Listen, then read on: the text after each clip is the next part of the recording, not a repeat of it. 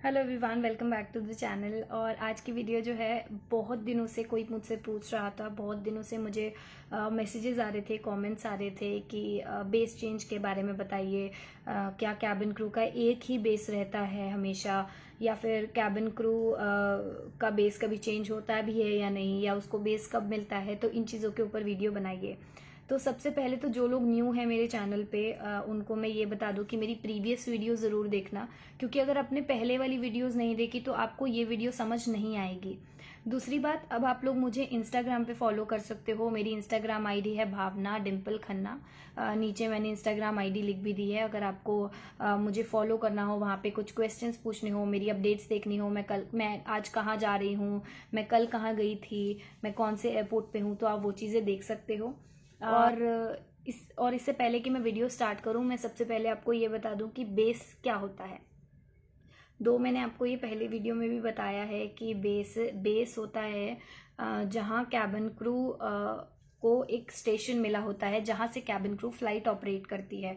मान लीजिए आज मुझे जाना है बॉम्बे, तो मैं कहाँ से बॉम्बे जाऊंगी, वो होता है मेरा बेस स्टेशन, जहाँ पे मुझे जहाँ से मैं रोज फ्लाई करती हूँ। जैसे कि मेरा बेस स्टेशन सबसे पहले मुंबई था, फिर अहमदाबाद हुआ, उसके बाद दिल्ली हुआ।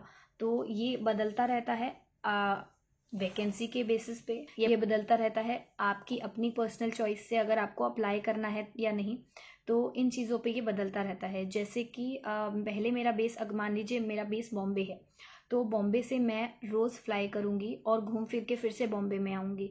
मान लीजिए मुझे आज दिल्ली जाना है और मुझे आज दुबई जाना है, तो मैं बॉम्बे से दिल्ली, दिल्ली से दुबई, दुबई से दिल्ली, दिल्ली से वापस बॉम्बे आऊँगी।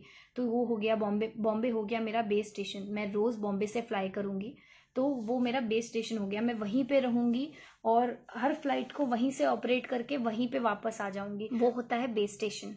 तो मान लीजिए आप अगर आज ट्रेनिंग में गए हैं, तो कई एयरलाइंस ऐसी होती हैं जो आपको इंटरव्यू के टाइम पे ही बता देती हैं कि देखिए हमने अब आपका इंटरव्यू ले लिया है, आप सिलेक्ट हो गई हैं, अब से 2 महीने बाद या 1.5 महीने बाद आपकी ट्रेनिंग होगी और आपको ये बेस दिया जाएगा। मान लीजिए आज आपका इंटरव्यू क्लियर हुआ है, तो उन्होंने आपको बताया देखो आप क्लियर हो गए हो इंटरव्यू में, और आपका 1.5 महीने बाद ट्रेनिंग शुरू हो जाएगा हमारी एयरलाइंस में, और आपको हमने दिल्ली बेस देना है, तो या जयपुर बेस देना है, या कई लोग ऑप्शन दे देते हैं आपको दिल्ली, अहमदाबाद, जयपुर, इन तीनों में से कौन सा बेस चूज करना है आप चूज कर सकती हैं।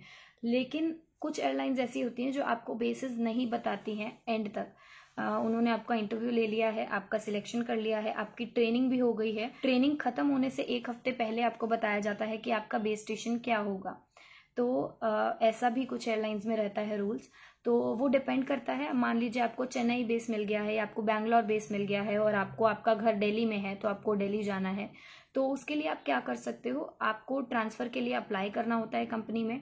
आपने मान लीजिए आज ट्रांसफ़र के लिए अप्लाई कर दिया है, तो ऐसा नहीं होता कि आपको आज आपने अप्लाई किया 5-6 दिन में आपको ट्रांसफ़र मिल जाए। ट्रांसफ़र के लिए भी बहुत टाइम लगता है। आप अपने दिमाग में मान के चलिए कि 1 साल तो लगना ही लगना है ट्रांसफ़र का। तो मान लीजिए आपने आज अप्लाई किया है ट्रांसफ़र के लिए, दिल्ली ट्रांसफ़र के लिए, और 1 साल के बाद आपका वो ट्रांसफ़र आया है, तो उसके बाद जब आप ट्रांसफ़र के लिए जाएंगे तो कंपनी आपको ट्रांसफ़र के लिए, क्योंकि अब आप 1 साल से एक ही जगह रह रहे हैं, तो ऑब्वियस सी बात है कि आपका बहुत सारा सामान इकट्ठा हो गया होगा एक जगह पे, तो कंपनी आपको 100 केजीज का सामान एयरक्राफ्ट में ले जाने की अलाउंस देती है। तो कंपनी आपको 100 केजीज का सामान फ्लाइट में ले जाने का अलाउड करती है। उसके बाद कंपनी आपको आपके घर से वो सामान उठाने के लिए ट्रांसपोर्ट देती है और एयरपोर्ट तक वो सामान ड्रॉप करती है आपका।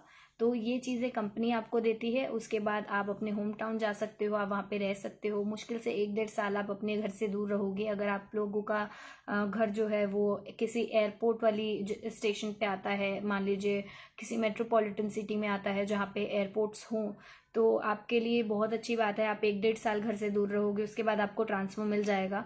उन लोगों के लिए जिनका घर ऐसी जगहों पे है जहाँ पे एयरपोर्ट नहीं है, जो स्मॉल सिटीज़ हैं जहाँ पे एयरपोर्ट नहीं है, तो आप किसी नियरेस्ट एयरपोर्ट पे ट्रांसफ़र ले सकते हो। जैसे कि मेरा होम टाउन सहारनपुर है, तो मेरा नियरेस्ट एयरपोर्ट दिल्ली पड़ता है, तो मैंने दिल्ली ट्रांसफ़र लिया हुआ है। तो ऐसे ही आप लोग भी ट्रांसफ़र्स ले सकते हैं। ऐसा फिक्स नहीं रहता है कि आपका बेस स्टेशन अगर एक है तो आपको एक ही बेस स्टेशन से फ्लाई करना है पूरी ज़िंदगी। तो ये था आपका बेस स्टेशन के क्वेश्चन का आंसर। इसके अलावा कोई भी क्वेरी हो, do comment in the comment section. Thank you so much for watching the video. Please don't forget to like, share and subscribe the channel.